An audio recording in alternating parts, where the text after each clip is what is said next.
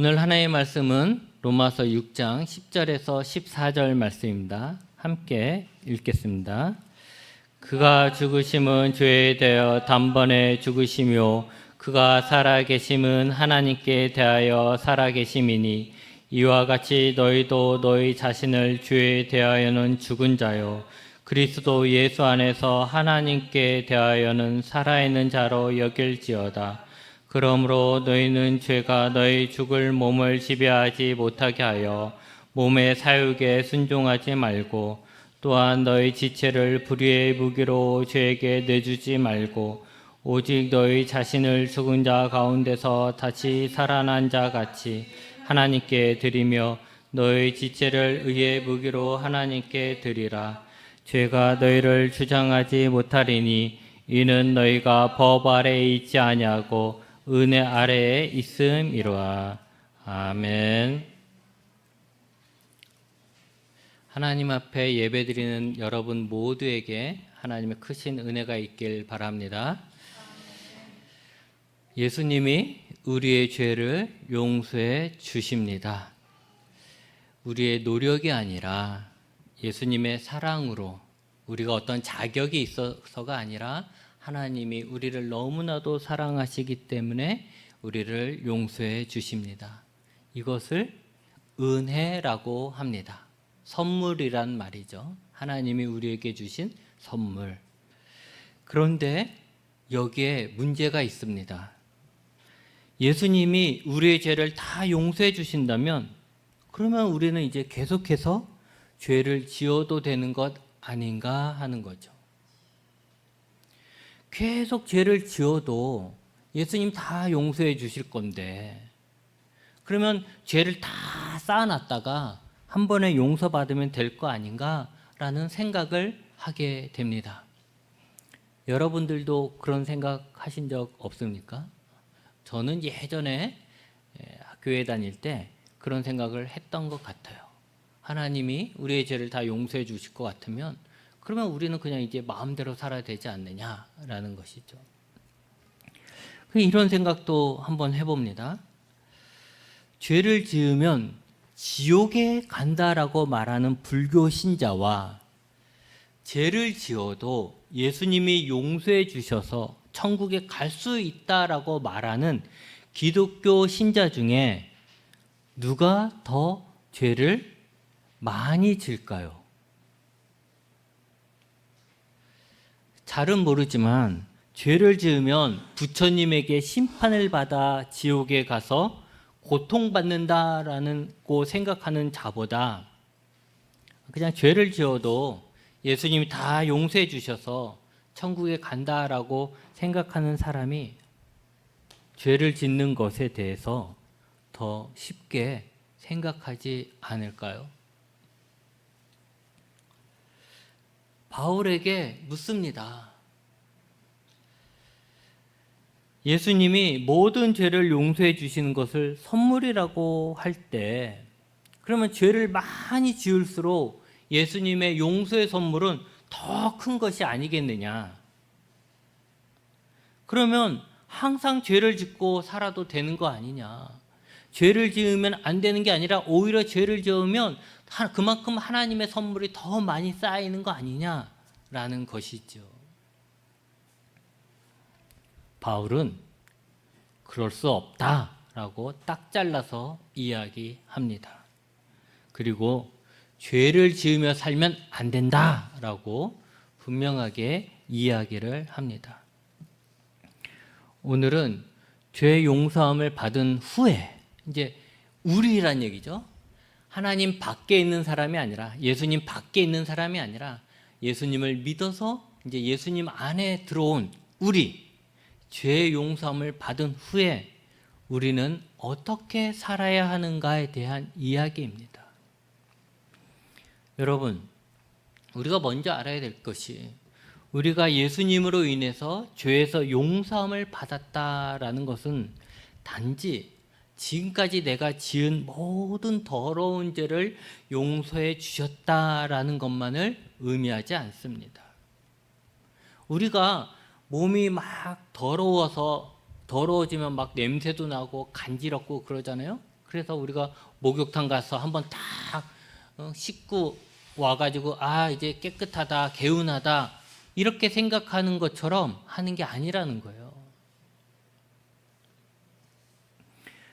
하나님은 예수님을 믿는 그 믿음을 의로 여기신다라고 했지요. 그래서 그 믿음을 가진 자를 하나님 나라의 상속자로, 하나님의 백성으로 인정하신다라고 했습니다. 그러니까 이게 더 중요한 거죠.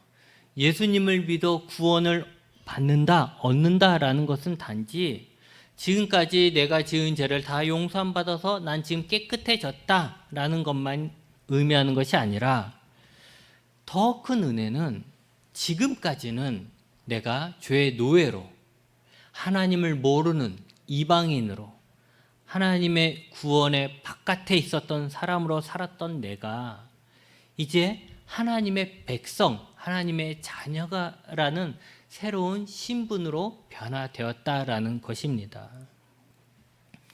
여러분, 모든 사람이 다 죄인입니다. 모든 사람이 다 죄를 짓습니다.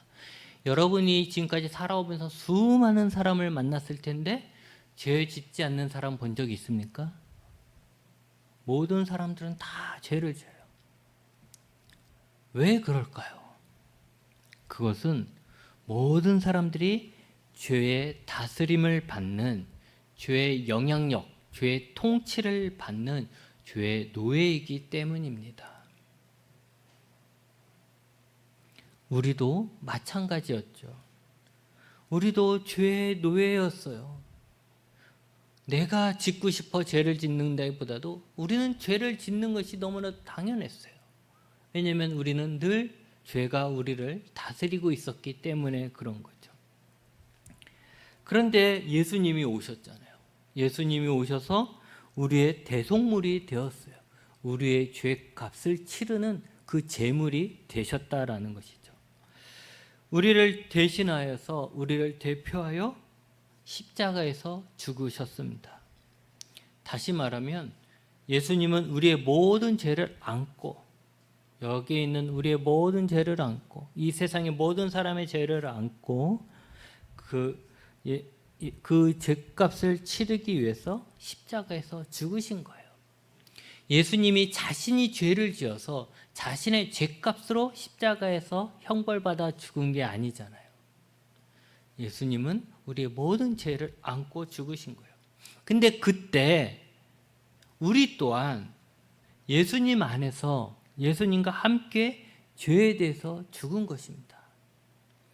예수님만 죽은 것이 아니라 예수님이 죽을 때 우리 또한 죽은 거라는 거죠. 죄를 짓는 우리의 몸. 그러니까 몸은 단지 이 육체만을 얘기하는 것이 아니라 죄를 짓는 우리의 습성, 우리의 인격. 죄의 노예였던 우리의 몸은 예수님과 함께 십자가에서 죽은 거예요. 죽었기 때문에 죄에서 벗어나는 것입니다. 죽지 않으면 평생 죄의 노예죠. 그런데 죽음으로 인해서 더 이상 노예가 아닌 거예요. 그러면 이제 죽음으로써 죄에서 벗어난 우리는 이제 그러면 어떻게 살아야 하는가라는 문제가 남아 있습니다. 우리는 어떻게 살아야 합니까? 지금까지는 죄의 노예로 살았기 때문에 그냥 그렇게 살았어요. 근데 이제 죄의 노예에서 풀려났어요. 그러면 이제 우리는 어떻게 살아야죠? 10절 말씀에 그가 죽으심은 죄에 대하여 단번에 죽으심이요 그가 살아계심은 하나님께 대하여 살아계심이다 라고 했습니다. 예수님은 죄에 대해서 죽으셨고 예수님이 죽었다가 다시 사신 것은 하나님을 위하여 사시는 거라는 거예요. 하나님께 대하여 살았다라는 것은 하나님을 위하여 산다라는 이야기예요. 그러면서 예수님이 그렇다라고 얘기하면서 11절에 이와 같이 예수님이 그런 것처럼 너희도 너희 자신을 죄에 대해서는 이제 죽은 자요. 그리스도 예수 안에서 하나님께 대하여는 살아있는 자로 여길지어다라고 했습니다. 우리는 예수님과 함께 죽었습니다. 그리고 예수님과 함께 살았습니다. 우리는 예수님과 함께 죄에 대해서 죽었습니다. 죄는 더 이상 우리의 왕노릇을 할 수 없습니다. 우리는 죄에 대해 죽었으므로 우리는 죄에서 자유를 얻게 되었습니다. 그리고 우리는 예수님과 함께 살았습니다. 죄로 인해 죽은 우리는 이제 새 생명을 얻게 된 것이고 새 신분을 얻게 된 거예요. 육체적으로 보면 그냥 우리의 생명이 쭉 이어지고 있는 것이지만 영적으로 보면 우리는 죽어서 이제 새롭게 태어난 거예요. 새 생명을 얻게 된 거예요. 과거에 죄 지었을 때의 생명 그걸 그대로 있는 게 아니라 그거는 예수님과 죽음으로써 끝난 거고 이제 예수님과 다시 살아서 새 생명을 얻는 거죠. 그게 예수님의 표현으로 얘기하면 거듭남이라는 것이죠. 예수님이 이제 하나님을 위해 사시는 것처럼 새 생명을 얻은 우리, 새롭게 된 우리들은 예수님처럼 하나님을 위해 살아야 하는 것입니다. 여러분, 예수님으로 말미암아 구원을 얻은 우리, 새 생명을 얻은 우리는 하나님을 위해 사는 것입니다. 새롭게 태어난 우리는 이제는 하나님을 위해 사는 것입니다. 어떤 사람은 구원받는 것하고 하나님을 위해 사는 것하고 다르다라고 생각을 합니다. 그래서 예수님을 믿어 구원을 받았지만 하나님을 위해 살려고 하지 않습니다. 하나님을 위해 사는 것은 구원하고 다른 또 하나의 선택이다라고 생각을 하는 것이죠. 믿음으로 구원을 얻은 것이기 때문에 하나님을 위해 살지 않아도 구원을 얻는다라고 말하고, 단지 하나님을 위해 살면 천국에서 상급이 있기 때문에 상급을 받기 위해서는 하나님을 위해 살아야 한다라고 말을 합니다. 그러나 여러분, 분명히 알아야 할 것은 죄와 하나님 사이에 중간은 없습니다. 우리가 물에 빠져서 허우적거리고 있다면 그 사람을 살리려면 어떻게 됩니까? 물속에 가만히 냅두면 그 사람이 삽니까? 아니죠. 그 사람이 살려면 그 사람은 물가로, 땅으로 나와 있어야지만 그는 사는 것이죠. 예수님으로 말미암아 예수님 우리의 죄를 모두 다 용서해 주시니까 난 내 죄를 용서받고 그냥 예수님에 의해서 구원받았어 라고 하면서 여전히 죄에 머물고 산다면 그것은 나 살려주세요 해놓고서 계속 물속에 빠져있는 거와 똑같다라는 것이죠. 여러분, 죄와 하나님 사이에 중간은 없습니다. 여러분이 죄를 위해서 살든지 아니면 하나님을 위해 살든지 둘 중에 하나라는 것이죠. 만약 우리가 죄를 위해 살면 어떻게 되느냐? 우리가 죄를 위해 산다는 것은 결국 우리가 죄의 종이라는 거예요. 여전히 우리가 죄의 종이라는 것이죠. 그리고 죄의 종의 끝은 무엇입니까? 죽음이죠. 사망, 죽음이에요. 하지만 우리가 하나님을 위해서 살면 어떻게 됩니까? 그 끝은 영생을 얻는 것입니다. 우리는 보통 죄라고 하면 윤리적인 죄, 도덕적인 죄를 생각합니다. 내가 남에게 어떻게 나쁜 짓을 한 거, 이런 것들을 먼저 생각하게 되죠. 하지만 죄는 먼저 하나님과의 관계 안에서 지은 죄입니다. 내가 하나님을 믿지 않은 것, 내가 하나님을 외면한 것, 하나님의 말씀을 외면한 것, 내가 하나님의 부르심에 응답하지 않은 것, 내가 하나님을 알지 못했거나 알면서도 하나님을 예배하지 않은 것, 내가 하나님을 섬기지 않고 우상을 섬기고 내 욕심을 섬겼던 것, 내가 하나님이 싫어하는 일들을 했던 것, 이런 모든 게 죄라는 것이죠.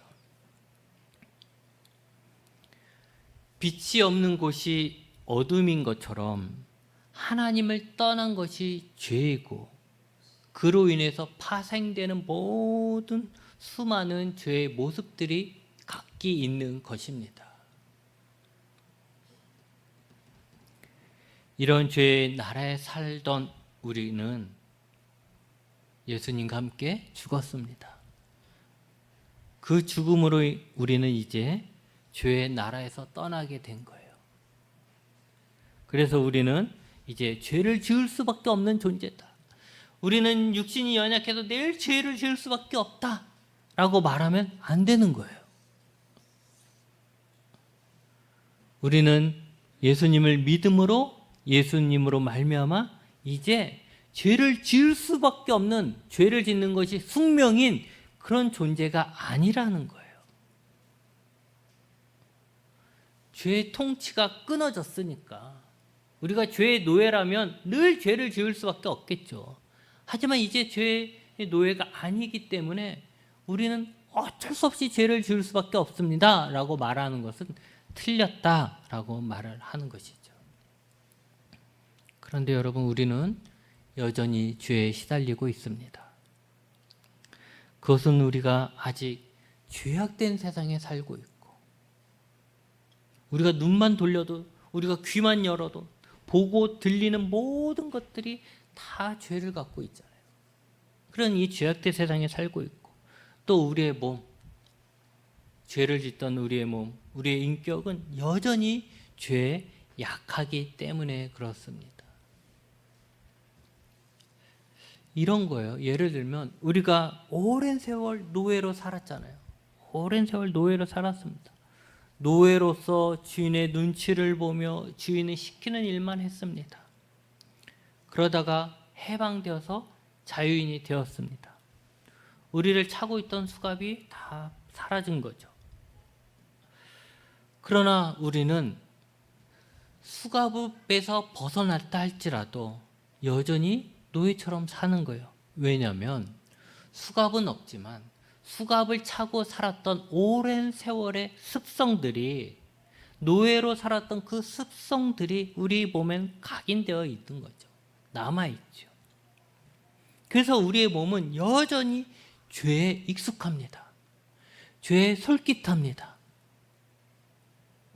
누가 뭐 죄되는 이야기를 해봐요. 그러면 여러분 솔깃하지 않습니까? 좋은 말보다 나쁜 말 하는 게 더 쉽지 않습니까? 남 도와주는 것보다 안 도와주는 게 더 쉽지 않습니까? 사실 교회 오는 것보다 교회 안 오는 게 더 쉽지 않습니까?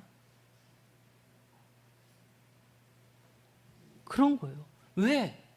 예수님으로 함께 죽어 죄에서 벗어난 우리가 왜 그러냐? 그것은 우리의 몸이 여전히 죄의 습성에 물들어 있기 때문에 그런 것이죠.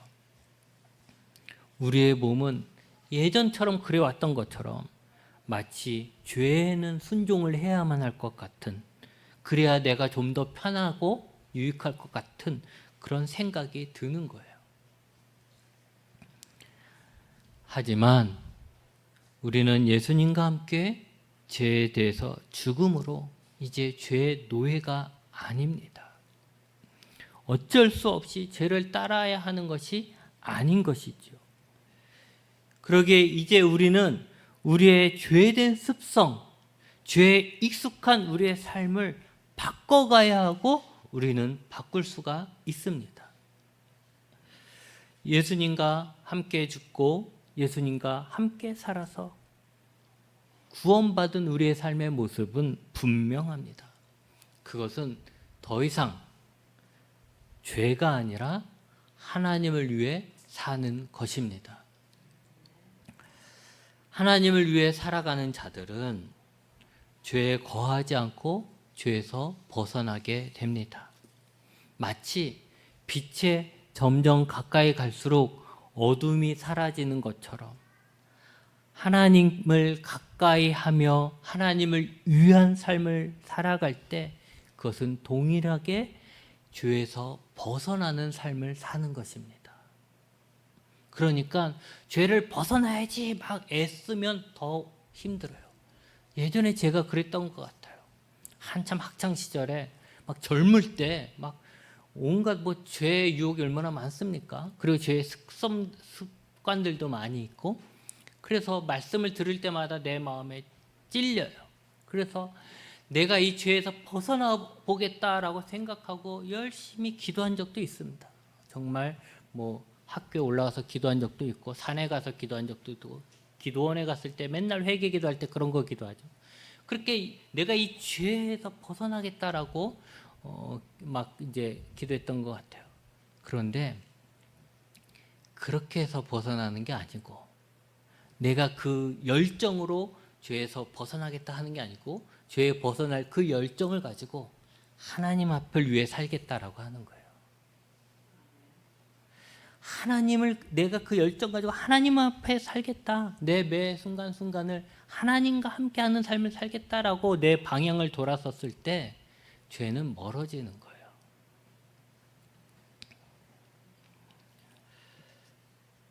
여러분, 죄에게 우리의 마음을 주지 마십시오. 예전에는 죄가 우리를 강하게 지배했지만 이제 예수님을 믿어서 그 지배는 깨졌잖아요. 그렇기 때문에 죄가 우리에게 들어오려면 우리에게 허락이 있어야 돼요. 우리가 우리의 마음을 죄에게 줘야 돼요. 우리가 죄에게 마음을 주지 말아야 하는 거죠. 그러니까 죄가 우리를 지배할 수 있는, 우리 속에서 우리를 죄짓게 만들 수 있는 그 여지를 주면 안 되는 것이죠. 이제 더 이상 어쩔 수 없이 죄를 지을 수밖에 없다라고 생각할 것이 아니라 죄가 나를 지배하지 못하도록 우리는 싸워야 하는 것입니다. 우리의 욕망은요, 우리가 예수님 믿고 구원받았지만 여전히 우리의 욕망은 우리를 사로잡아 욕망을 따르게 하려고 하고 있습니다.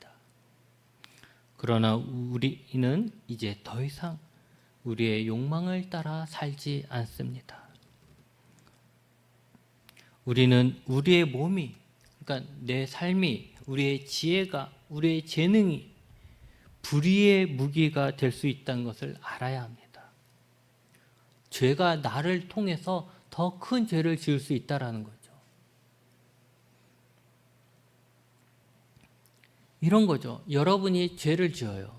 여러분이 막 예를 들어 사기를 치고 여러분이 누구를 때렸어요. 그러면 여러분만 욕먹습니까? 아니죠. 저 교회 다닌다는 내가 사기쳤다고. 그러면 나만 욕하면 되는데 그게 아니라 교회 다니는 놈들도 똑같다고.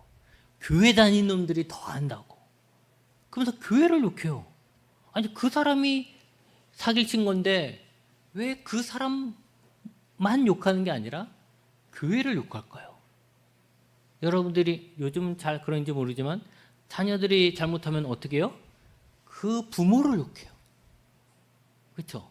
그 부모가 애를 똑바로 못 가르쳐갖고 애가 저렇게 친구들 때리고 돌아다닌다는 등, 거짓말한다는 등, 도둑질한다는 등, 이런 식으로 그 부모를 싸잡아서 욕해요. 여러분 생각해 보세요. 사탄의 가장 큰 목적이 뭐겠어요? 교회를 무너뜨리는 거죠. 교회를 무너뜨려야 구원의 문이 닫혀야 될 거 아니에요. 구원받는 사람들이 줄어들어야 될 거 아니에요. 쉽게 얘기하면. 그래야 자기네 백성, 사탄의 백성이 더 많아지잖아요. 그러면 그 사탄은 어떻게 하겠어요? 죄 지은 사람을 통해서 그를 들어서 교회를 공격하게 만드는 거죠. 그러니까 우리는 단지 나 하나의 죄가 아니라 내가 죄에 그 사탄의 도구가 되어서 더 큰 죄를 지을 수 있게 된다라는 것입니다. 여러분, 우리가 내가 죄 짓는 것도 억울한데 내가 사탄의 도구가 된다면 그거 더 억울하지 않습니까? 그래서 우리가 죄의 도구가 되지 않는 방법은 무엇이냐? 죄가 우리를 쓰기 전에 우리를 하나님 앞에 드리는 거예요.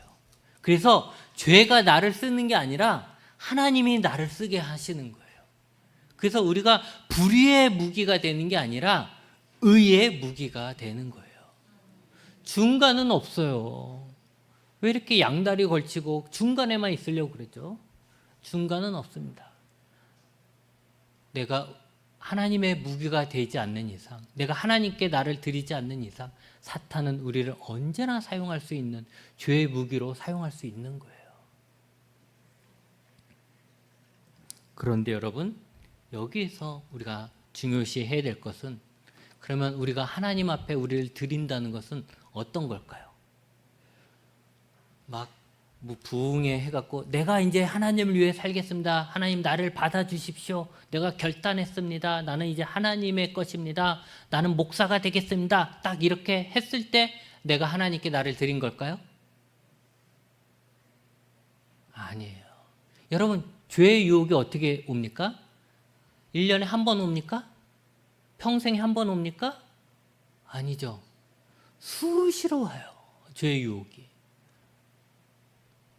그러면 하나님께 드리는 거는 몇 번 드려야 될까요? 날마다, 매 순간마다 지속적으로 항상 나 자신을 하나님 앞에 드리는 겁니다. 거룩한 습관을 익혀서 죄악된 습관을 멀리하는 거예요. 떨어뜨리는 거예요. 그래서 우리가 하나님 앞에 나를 드립니다. 이것은 내가 어떤 결정할 때만 얘기하는 게 아니라 매 순간순간 나는 하나님 앞에 나를 드립니다 라고 얘기하는 거죠.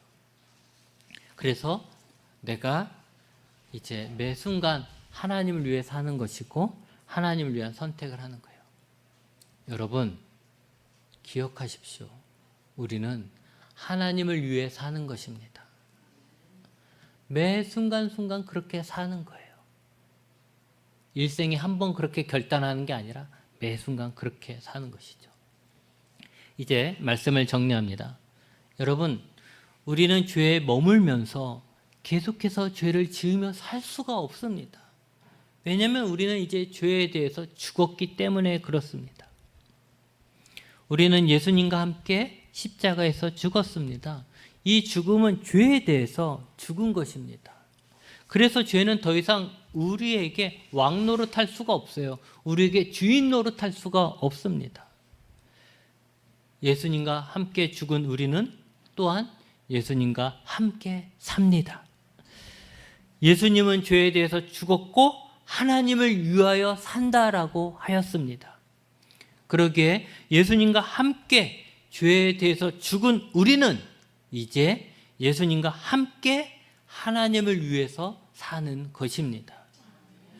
마치 빛 가운데 살려는 자는 어둠 속에 머물려 하지 않는 것처럼 하나님을 위해 살려는 자가 하나님을 대적하는 죄에 머물 수는 없는 것입니다. 그래서 예수님으로 말미암아 죄의 용서함을 받고 구원받은 우리는 그 용서함을 바라고 계속해서 죄를 지으며 사는 것이 아니라 이제 죄를 떠나 하나님을 위해 살기 위해서 죄에서 벗어나는 삶을 살게 되는 것입니다. 여러분, 하나님을 위해 살기 원한다면 우리의 몸을 죄가 지배하지 못하게 해야 합니다. 죄의 유혹에 넘어가지 말고 죄의 습관에서 벗어나야 합니다. 우리가 죄에게 우리를 넘긴다면 우리는 죄의 무기가 될 수밖에 없습니다. 하지만 우리가 죄에 대해서 죽었고 이제는 하나님을 위해 산다라는 것을 기억하여서 매 순간순간 우리 자신을 하나님 앞에 드릴 수가 있습니다. 이렇게 우리가 하나님께 드리게 될 때, 우리가 하나님 앞에 드려지게 될 때 죄는 더 이상 우리를 지배하지 못하게 되는 것이고 우리는 죄의 결과인 사망에 이르는 것이 아니라 하나님을 따라 살아가는 영생에 이르게 되는 것입니다.